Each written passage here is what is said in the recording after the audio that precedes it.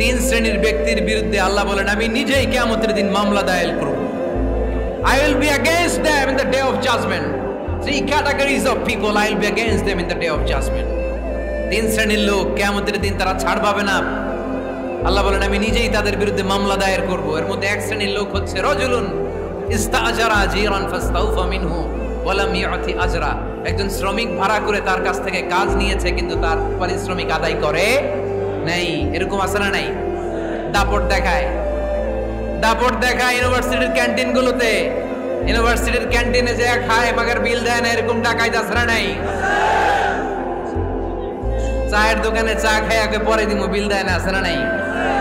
দোকানে যে পণ্য কিনে বিল দেয় না পরে দিমু, আছে না নাই? কিয়ামতের দিন আল্লাহ তোরে মাস্তানি ছুটাবে, চিল্লা এখন ঠিক কিনা?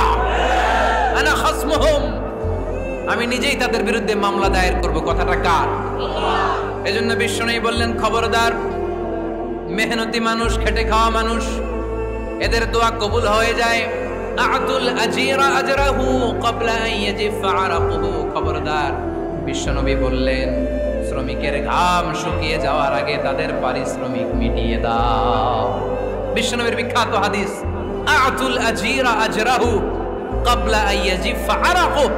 শ্রমিকের ঘাম মাটিতে লাগার আগে, শুকিয়ে যাওয়ার আগে তাদের পারিশ্রমিক মিটিয়ে দাও। কেননা তারা যদি বদদোয়া করে তোমার জীবনকে জাহান্নাম বানিয়ে দিবে কে?